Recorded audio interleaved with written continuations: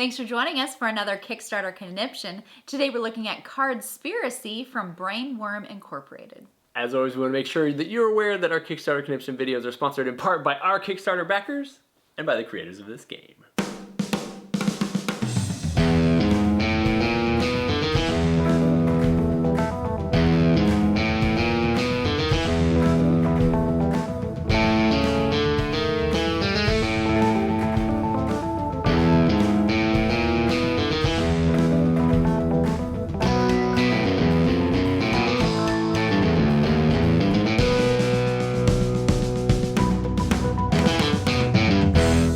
Hey guys, and thanks for joining us yet again at Tantrum House Studio 3. I'm Will Meadows. And I'm Sara Meadows, and today we're looking at Cardspiracy from Brainworm Incorporated. It's from designers Brent Fuster and Locke Watson. This is a set collection, take that party game for 4 to 8 players. Takes about 30 to 60 minutes depending on your player count.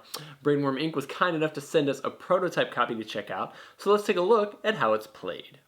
To set up the game, give each player their blogger board, reference guide, and 3 follower tokens. Deal 2 cards from the Who, What, and Why decks, and 3 cards from the Action deck. Select the first player, and then you're ready to begin. Each player will select 1 Who, 1 What, and 1 Why card from their hand to form a headline for the round. Starting with the first player, everyone reads their headline aloud. Then an event card is drawn and resolved, and may have effects that make certain types of headlines worth no points, or may add followers for having certain headlines. Next, everyone will play 1 action card from their hand. Action cards allow players to swap headline cards, reveal new cards from their hand, or react and block other players from changing their headlines. Players will then read their possibly new headlines once more, and every player will then get to choose which blogger to give their 3 follower tokens to based on their favorite headline. Points are awarded for having headlines with matching genres. Then the first player token is passed, and cards and tokens are replenished, and the next round begins with players selecting a new headline from their hand. Once each player has had the opportunity to go first, the game ends and points are tallied with bonuses awarded for secret genres on each character card. The player to have earned the most followers and scored the most renown wins the game.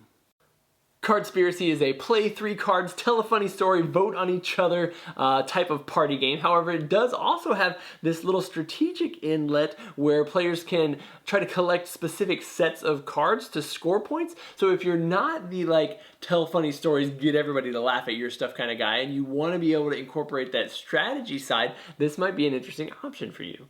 Yeah, in the game you'll be playing a Who, What, and Why card to form a headline. So you can make the headlines pretty funny. Some of them will work better together than others. So you may have something like the Yeti, Bigfoot's frozen cousin, is using fake news to consolidate power, or flat earthers are using invasive screening technology to create alien-human hybrids. So there are cards that follow a very specific topic.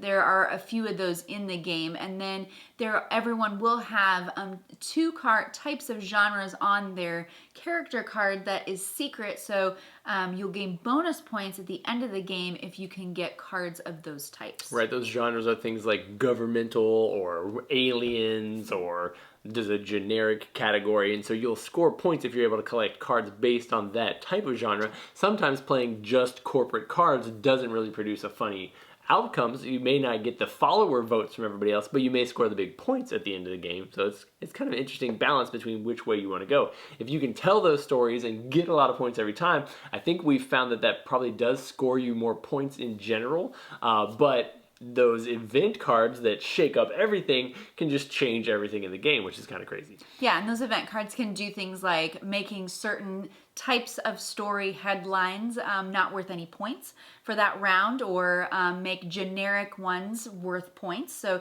normally you wouldn't be able to score points off of generic headline cards at the end of the round. But sometimes that throws it off. And then everyone will also play an action card, which sometimes you can be blocked from other players messing with your headlines, Or if you don't have the cards that you like in your hand, you can swap something out with something from somebody else's tableau to try and make your headline even better. We've played this with a couple of different player counts. The more players you get involved, the crazier it gets because everybody's swapping stuff and who knows what's going on and you're reading stuff. It is going to be probably a more fun, laugh out loud experience the more players you get. It's probably going to take a little bit longer as well as everybody reads their headlines and everybody takes their turns.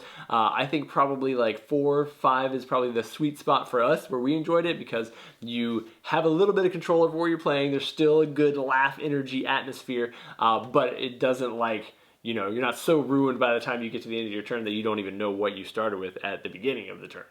Yeah, there are, when you vote for who has the best, you have 3 follower tokens that you will pass out. You can't split them up, so if everyone has something that's pretty decent that round, you do have to choose just one player who will gain points for having those followers. And then at the end of the game, you're going to score all the followers you've gotten, plus all the secret cards that you've been able to match to your secret genre, plus any points that you picked up from bonuses or things throughout the course of the game. Yep, and it sounds like something you're interested in. You can check out Cardspiracy on Kickstarter. And then be sure to check out our other videos. And thanks for joining us here at Tantrum House.